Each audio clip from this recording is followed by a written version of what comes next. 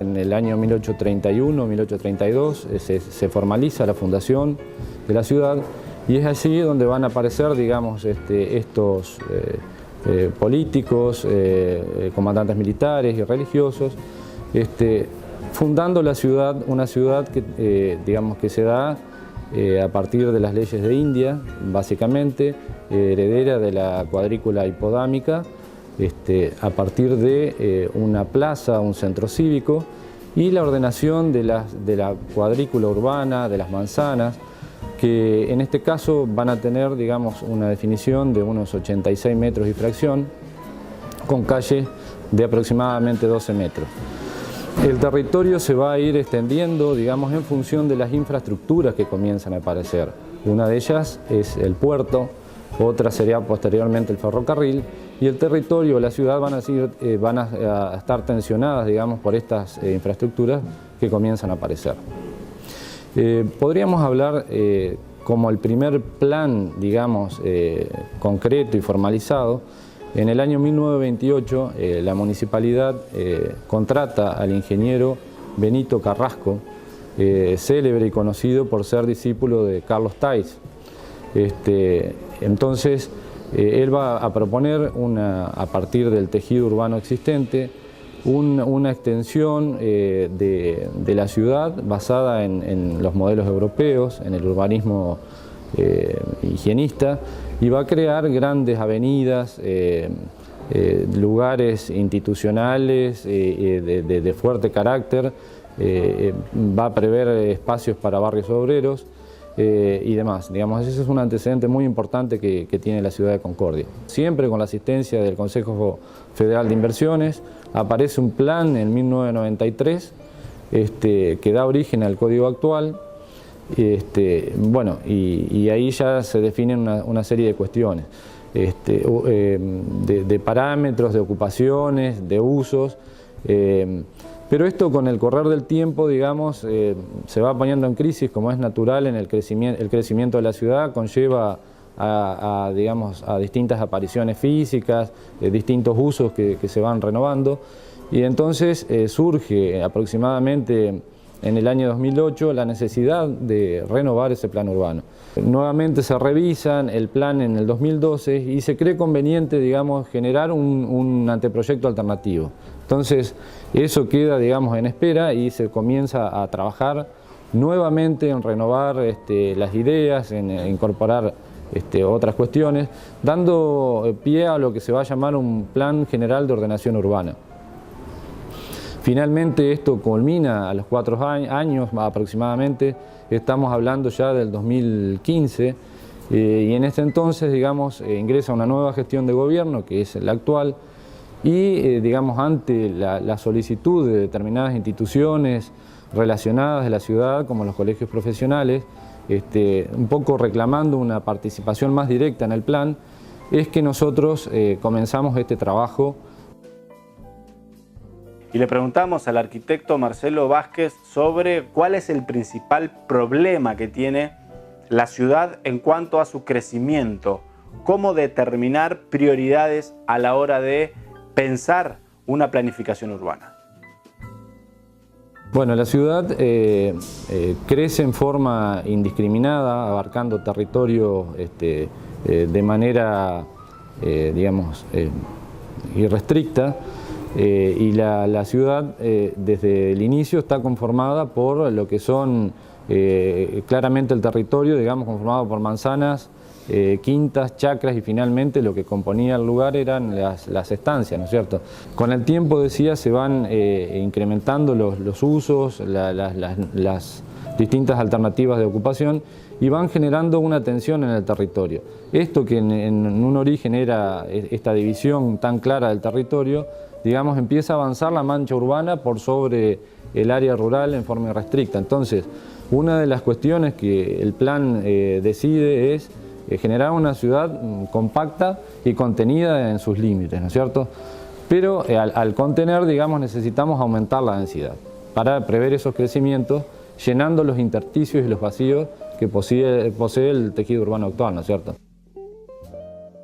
Y cuando uno piensa estos temas, tiene que plantear ciertos criterios en el mecanismo, en la metodología de participación, pero tiene que atender ciertos criterios de establecer límites, establecer ordenamientos, establecer espacios públicos que puedan ser accesibles para todos y también establecer zonas en donde la ciudad pueda crecer. No tenerle miedo a la densificación, que es justamente lo que muchos urbanistas a lo ancho y a lo largo de todo el mundo están planteando. La necesidad de evitar que las ciudades se desarrollen en sus periferias y después tengamos problemas para hacerles llegar los servicios. La necesidad de densificar las zonas céntricas justamente con torres en altura. Torres en altura que obviamente tienen que establecerse criterios ordenados, con límites, para que después no aparezcan ciertos problemas. Digamos, ofrece alternativas de densificación y de torres, digamos que hay ciertos emprendedores inmobiliarios que siempre pujan de alguna manera por generar esos emprendimientos de torres en altura en distintos lugares que la ciudad puede densificar sin problemas, podríamos decir, y que se dan en zonas de grandes avenidas, de espacios abiertos, como puede ser frente a la zona de la Costanera Central o frente a avenidas como la Eva Perón o San Lorenzo. El plan prevé una definición de alturas, topes, digamos, estamos hablando de planta baja más 15 niveles en estas avenidas donde se pueden dar estos ejes de densificación urbana. Y lo que ya está, digamos, en el centro cívico urbano, lo que denominamos zona C1, pensamos en planta baja con 10 niveles de altura, también con un correlato, digamos, en defensa del patrimonio actual, digamos, que esa nueva arquitectura que pueda ingresar digamos, se contextualice con el patrimonio arquitectónico existente. En la época del arquitecto Taibbi, cuando era secretario de Obras Públicas, por primera vez un relevamiento aerofotogramétrico de todos los niveles y la situación de edificación que tenía la ciudad. Eso permitió a la gente vinculada con la ingeniería hidráulica poder empezar a trabajar y proyectar con mayor seguridad sobre las distintas obras de infraestructura.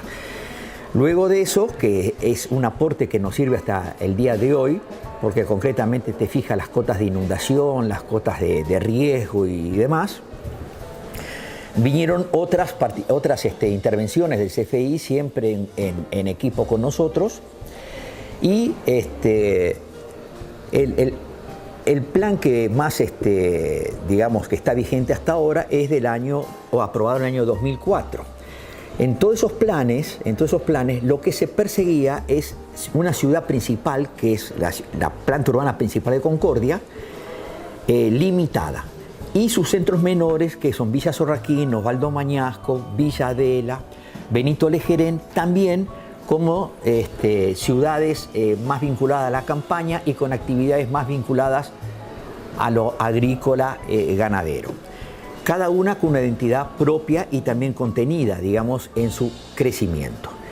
Ahora, ¿qué pasa? A medida que hemos transcurrido, que ha transcurrido el tiempo, con los parámetros que fueron fijados en el código vigente, la ciudad empezó a dispersarse con distintos tipos de urbanizaciones, en general propiciadas por la parte privada, pero también el mismo Estado, que lamentablemente siempre por ahí cae el Estado transgrediendo la norma que fija.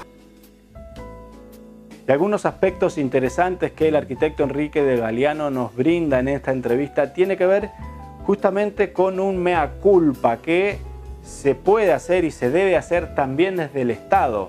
Cuando decimos las ciudades crecen desordenadamente, a veces es el propio Estado que deforma este crecimiento, que deforma la mancha urbana, construyendo, por ejemplo, un plan de viviendas en las afueras de la ciudad. en un lote donde no hay electricidad, donde no hay cloacas, donde no hay agua, donde no hay pavimento, donde no hay servicios básicos que garanticen una calidad de vida digna para las personas que después se tienen que ir a vivir ahí. En eso se va a centrar Enrique de Galiano y es interesante este concepto, que a veces es el propio Estado y no los emprendedores inmobiliarios, como también a veces vemos, los que llevan a esta deformación, a esta dispersión o crecimiento desordenado de una ciudad. Posiblemente se consigan programas o hay programas para vivienda, pero con el concepto de vivienda a techo, solución habitacional. Pero el municipio es el que tiene que poner la tierra. ¿Y qué pasa? El municipio no tiene dinero suficiente como para pagar una tierra dentro de la planta urbana con todos los servicios y demás. Y para no perder el programa de vivienda que le ofrecen desde la nación, desde la provincia, sale a comprar generalmente desbordando la planta urbana. En el área complementaria, inclusive en el área rural. Entonces, lamentablemente, eso va dispersando a la ciudad y cuasi excluyendo al ciudadano. Porque si hay una cosa que hay que tener en claro, es que todo ciudadano tiene que tener el derecho al uso de la ciudad. Y el derecho al uso de la ciudad es el derecho al equipamiento sanitario, educacional, administrativo, de seguridad, etcétera, etcétera. Por otra parte, al municipio posteriormente le sale muy caro esa elección que lo han compelido a adoptar. ¿Por qué? Porque tiene que llevar los servicios. La gente primero le agradece con aplausos el que puedan tener su vivienda propia, como un techo que lo protege. Pero al mes de estar ahí, se da cuenta que el colectivo no llega con la frecuencia que él necesita para llegar al trabajo, que no tiene dinero para comprarse un autito, para comprarse una moto, que las calles, por ejemplo, cuando llueven están intransitables y prácticamente les resulta imposible desarrollar su actividad para la subsistencia. ¿Y a quién vienen a reclamarle? Al intendente, al municipio. Y es ahí que lo que en un primer momento fue una solución se transforma en un gran problema.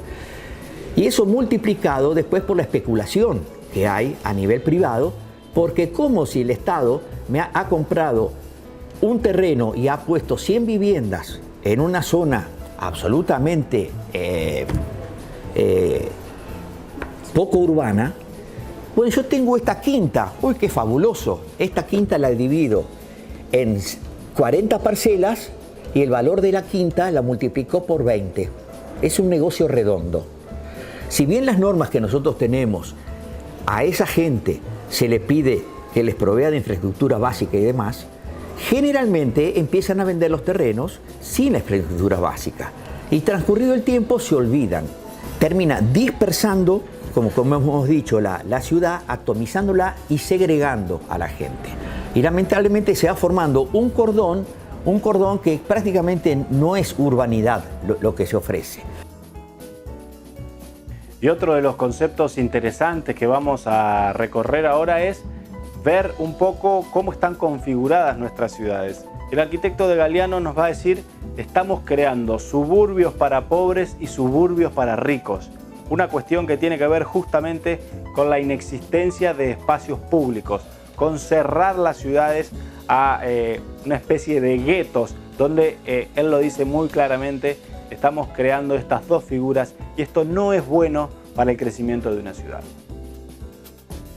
La ciudad, que ha sido unos grandes inventos, si no el más grande del ser humano, ¿qué cualidad tuvo?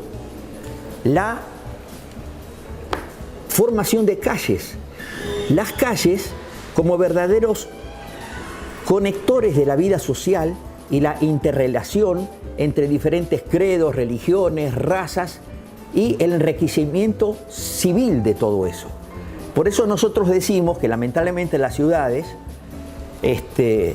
han ido transformándose por esta dispersión y demás en distintos suburbios para ricos y suburbios para pobres, ¿no? Nosotros, por ejemplo, concretamente tenemos nuestras serias reservas respecto a los barrios cerrados, porque pensamos que son tan dañinos como el poder tener este tipo de asentamientos precarizados sin servicios ni nada. Eso concretamente rompe la urbanidad, rompe la civilidad, la sociabilidad que tiene que tener el ser humano, el ciudadano, para crecer y superarse. Y por último, para abordar este tema del pensamiento estratégico y de la planificación urbanística de la ciudad de Concordia, vamos a hablar con Miguel Fernández, que nos va a contar sobre la importancia de abrir la participación a distintos actores que hacen un poco la ciudad, ya sea con su mirada técnica, ya sea como vecinos, ya sea por su función política. Miguel Fernández nos va a contar justamente cómo fue este proceso, un proceso de 2 años, pero que intentó incluir la mayor cantidad de miradas posibles, el compromiso y la participación como 2 aspectos centrales a la hora de pensar el urbanismo en una ciudad.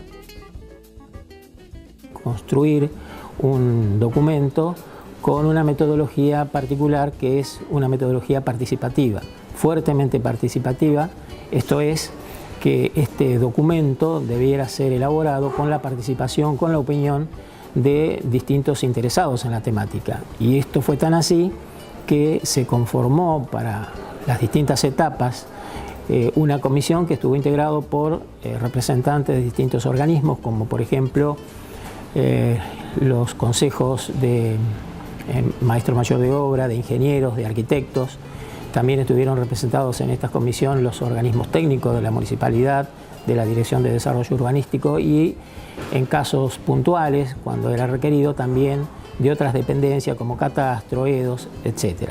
Y particularmente un rasgo distintivo fue que formaron parte de esta comisión representantes políticos, porque también estuvieron presentes representantes del Consejo Deliberante, uno por cada uno de los bloques. Creemos que es la mejor manera para construir una normativa que asegure, que fortalezca las conclusiones a las cuales se arriban. Es muy importante este tema si pensamos que esto implica un desarrollo urbanístico de nuestra ciudad para los años venideros, que esta construcción sea realizada con la participación de todas las instituciones interesadas en el tema y, por qué no, de toda la comunidad, que son las instancias futuras que estamos para encarar en los próximos días.